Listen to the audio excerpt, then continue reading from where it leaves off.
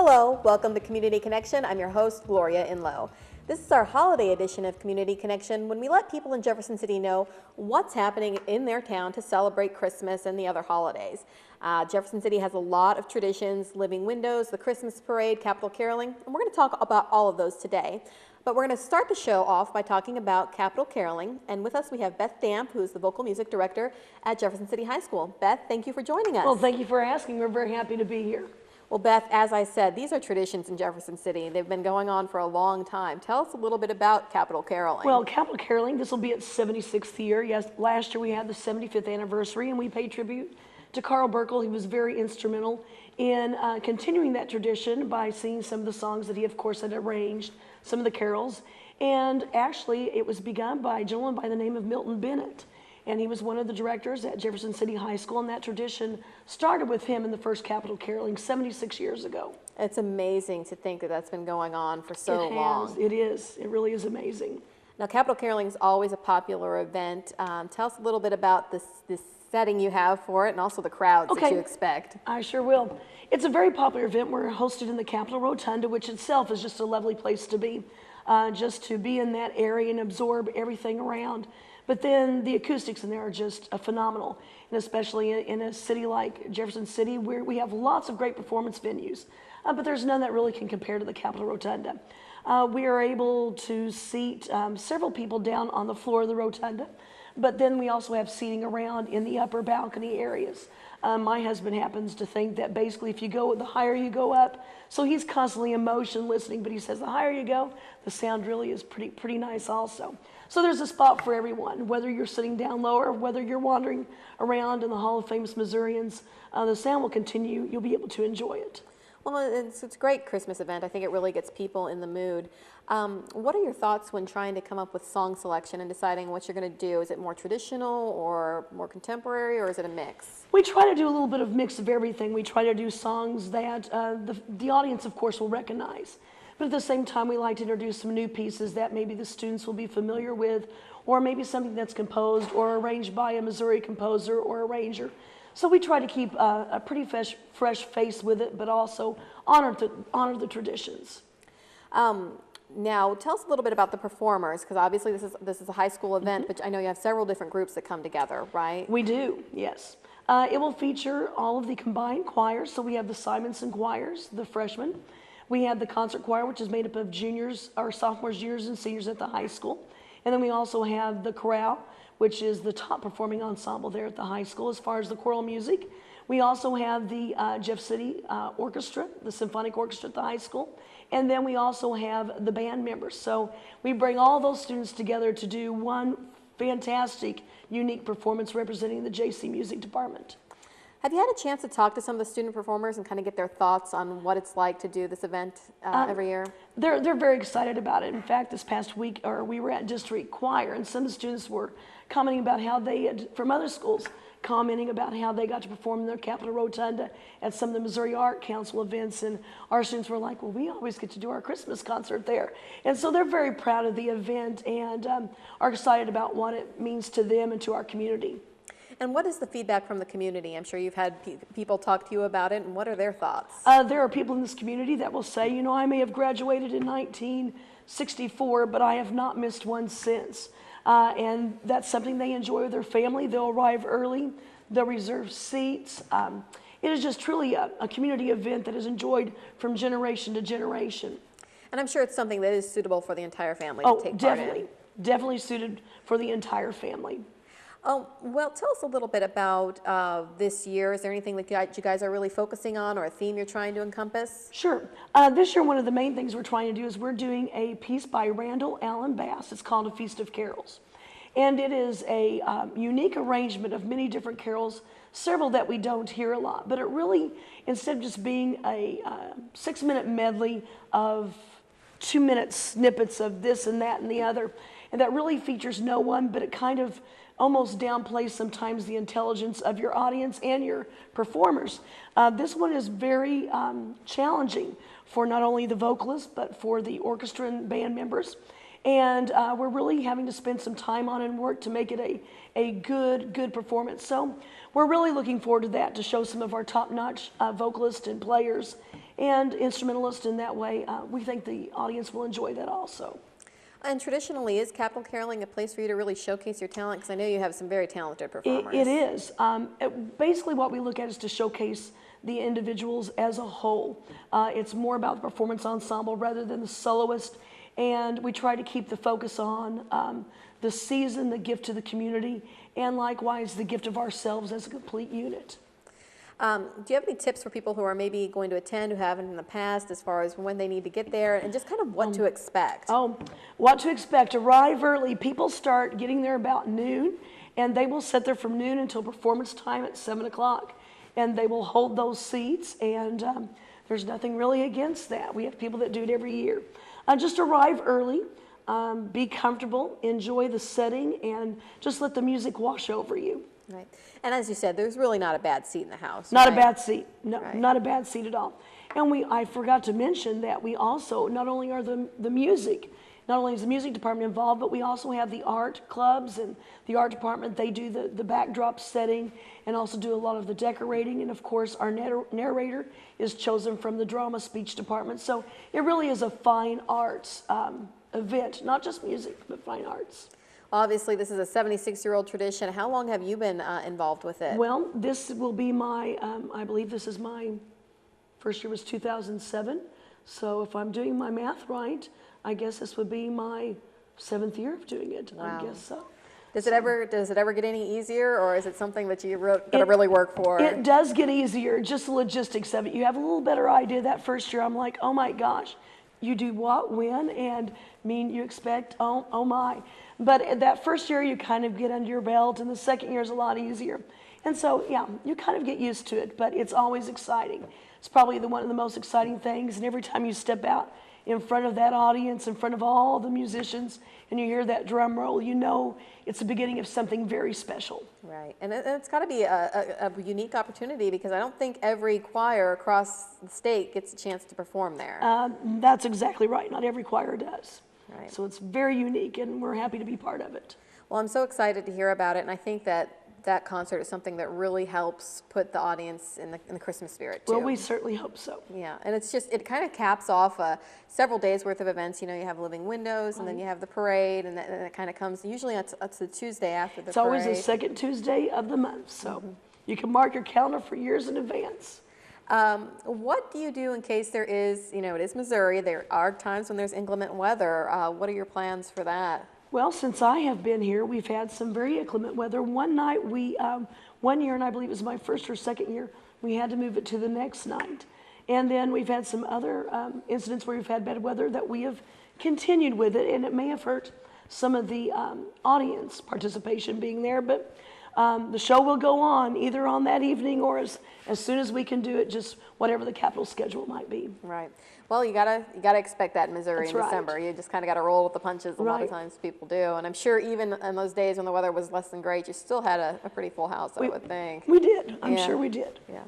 Well, and I wanted to stress too is if you can't make the concert, if you're busy that night, you can catch it in other places. That's right. Yeah, I know the radio stations air it, and then also obviously you can watch it on JCTV. Exactly, and we're very happy to have that. Well, and we're thrilled to be able to bring that to our audience too. I know that we get calls all through the month of December asking when it's going to be on and when can they catch it, and when's it going to be available. So I know that that's a very popular tradition here in Jefferson City. It is very much so, and we appreciate you doing that, because I know that several students have grandparents that can't necessarily be there for the event, but are around during the holidays, and I know everyone enjoys that. I know my family does. So. Yeah, and we do have students that come in here, and they might be in their 20s or 30s now, and they're being like, I was in Corral when I was, 1986, and you have, a copy of that, and we do keep all the copies of that so people can kind of relive we appreciate the tradition. Yeah, that's great. All right. Well, Beth, thank you for coming in today. We really do Thank you so appreciate much. it. If you could remind our audience one more time when and where they should catch this concert. Capital Caroling, December the 10th. That is a Tuesday at 7 o'clock in the Capitol Rotunda. Looking forward to seeing everyone there and wishing you all a happy holiday season. Beth, thank you so much for coming in today. Thank you. Thanks.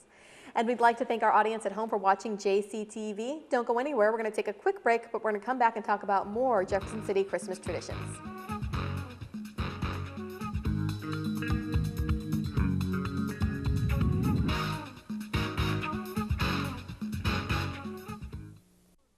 Mm-hmm. 2 o'clock. Okay. Your employees who serve in the National Guard and Reserve may seem different. They may work a little harder, be more confident, more willing to make the extra effort to get the job done right. So when your employees need time off to serve, remember, it's not just good for our country, it's good for your business. Glad you could all make it.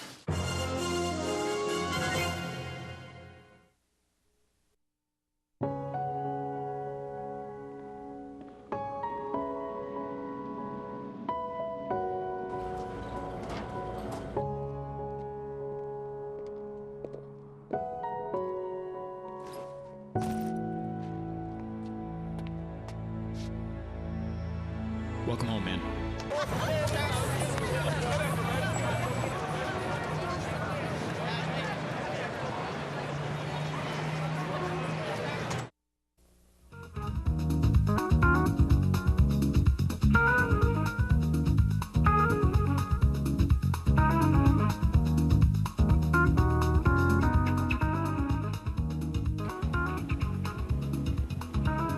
Hello, welcome back to Community Connection. I'm your host, Gloria Enloe.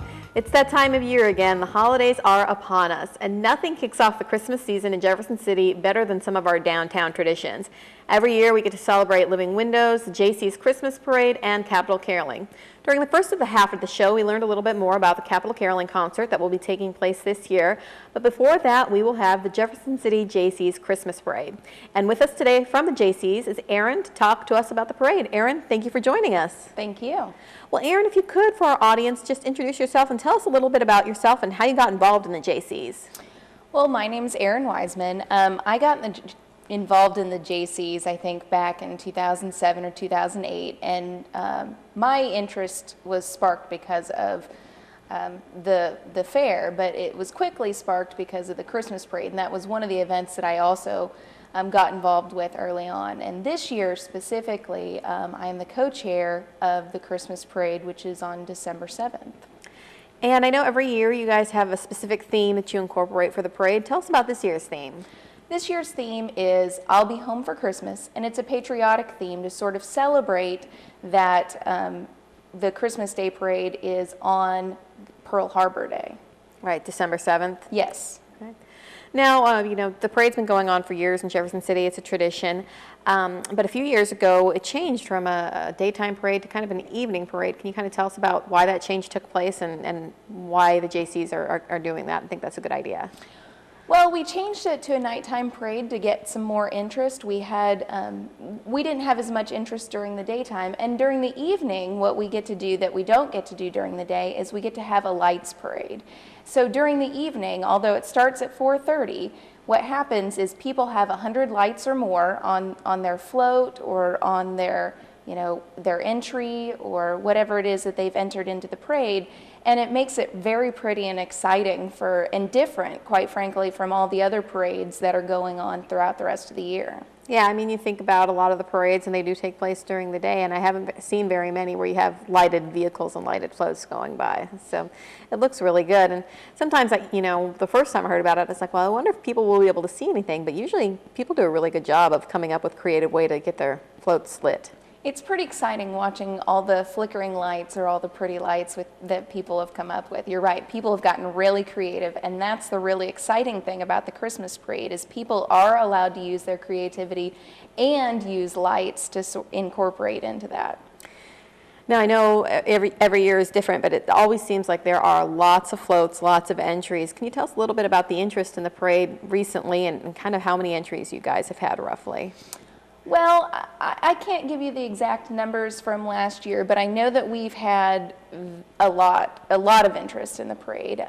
We are actually this year have a new component to register, so hopefully we can get maybe a few more, because really what the interest in the parade is it's about getting and collecting those toys, so that way we can do I believe it's Shop for a Cop with those toys. Mm-hmm. And we want to be able to give those toys to children of need. And that's what this parade is really all about. Right. And because you guys don't charge any kind of entry fee, do you, if you donate toys? Well, actually, we do. There is an entry fee for cars or floats that are for-profit organizations or just a general organization that wants to enter. However, you are correct. If it is a nonprofit organization or some sort of church or something like that, as long as you show us your nonprofit status, we will waive that entrance fee. And there are 2 toys that are required to well, that is the entrance fee, is those 2 toys. And that's also the same for bands or other musical organizations. Yeah, and I know you guys have a lot of civic groups that get involved every year and a lot of bands too, which is always a lot of fun. Yeah. Any idea yet on this year's Grand Marshal for the parade? Our Grand Marshal is going to be Joe McGrail. He's a Marine, and he's going to lead it up with his I believe with his guys marching through the parade. We also have an honorary Grand Marshal, which I have not been in contact with. We auctioned off, we actually donated that to the Central Missouri Foster Care and Adoption Association, and that was auctioned off last week, and somebody actually bought that, so they get to be the honorary Grand Marshal. And of course, all those proceeds went to the Central Missouri Foster Care and Adoption Association. Well, that's awesome. That's a really neat idea, because I bet a lot of people would like to do that and kind of be, the star of the parade. We thought it was, and that's another thing I forgot to mention earlier. If we get vintage cars who are willing to carry dignitaries like the honorary Grand Marshal, they also get to enter for free. So a lot of vintage cars around here, a lot of car shows, so I bet a lot of people would be interested in doing that. I hope so. They're really cool. Yeah. Well, tell us a little bit about the venue, having it downtown. It seems like an obvious location, but do you guys get a lot of support from the businesses in the downtown area and like having all the crowds up there?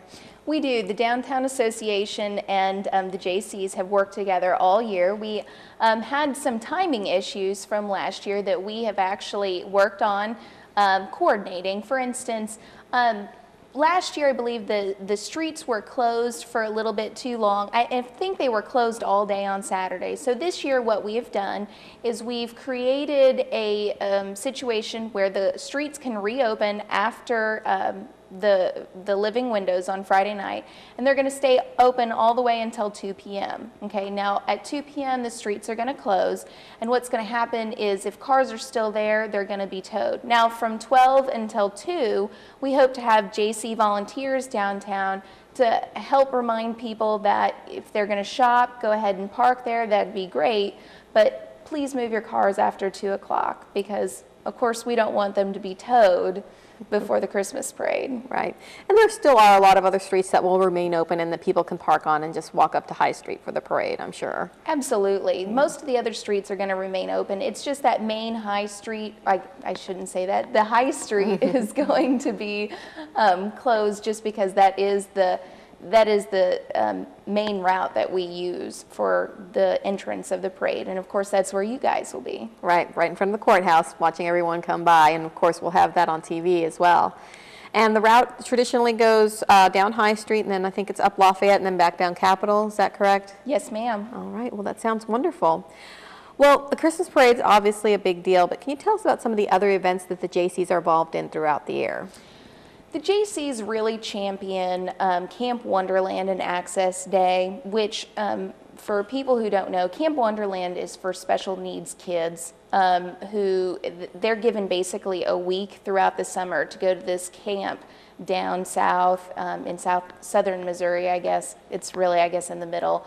But they go there and they play pool, or well, they play in the pool, they golf, and they interact with other kids, and it's like a camp where they can just go have fun and have those counselors there. So the Jaycees are really champions for that, and some things we do, like in May, we typically do a pull-in for camp, where we have a truck and tractor pull that all the proceeds go to Camp Wonderland. And then typically what we do is we go and we try to fix up camp in the spring, and then of course we winterize it in the fall, and we try to, if there's anything else we can do for camp, we will. The other thing is Access Day. That's for just special needs people in general.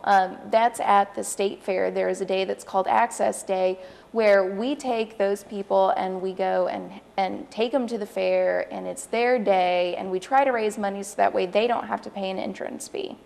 Well, it's really a great ideas. I didn't even realize that the Jaycees were involved in that. And I know that for the holidays, you guys do a lot of things. And of course, obviously, a lot of people think of the fair first when they think of the Jaycees. Yes. That's a big event. That is our big event, and every year we put that on. I believe next year it's going to be at the end of July, that last week of July and that beginning week of August. But that's more, I mean, all the money that we raise for that really goes into the following year's fair, so we don't really make any money on that. That's not something that we do specifically for a fundraiser. However, sometimes when we're selling beer at a beer garden, there might be a tip jar, and all of those proceeds would go to Camp Wonderland or something along those lines. So we do get a little crazy sometimes like that. Right. Well, and I think a lot of people might not realize too, I mean, this is something that's put together strictly through volunteers. You guys aren't paid employees. It's just takes a lot of people willing to do something for their community. Yeah, it is. There are a lot of us, and a lot of people specifically come out for our events like Trunk or Treat and the Christmas Parade and the fair. We have people who come out from Boonville, Sykeston, Columbia, I mean, from St. Charles, and we have a lot of Jaycees around the state who really support our activities, and we really try to support their activities too. And no, we don't get paid for it. This is all because we love our community, we love our state, we really champion Camp Wonderland, we champion Access Day, and we champion Shop for a Cop, and you know, we're really trying to build this community. Wonderful. Well, if you could, one more time, just remind our audience when and where the parade will be and where they need to set up to catch the best view of the floats. The parade is going to be on December 7th. It's at 4:30 p.m. Lineup and all that information is going to be on our website, which is jeffcityjaycees.org. We're going to be down in the Truman parking lot for that original information, and we'll hopefully have that lineup information the Friday before on the website. And then I think the best place to catch it is downtown on High Street. I love watching the parade from there, and I always did as a kid. So yeah, well, and it's just a really neat weekend. You start everything off with Living Windows Friday night, and then the parade is Saturday, and it just really seems like the holidays kind of kick into high gear after those events. It is, and I'm really excited about it. Right. Well, Erin, thank you so much for coming by today. We appreciate it. Thank you.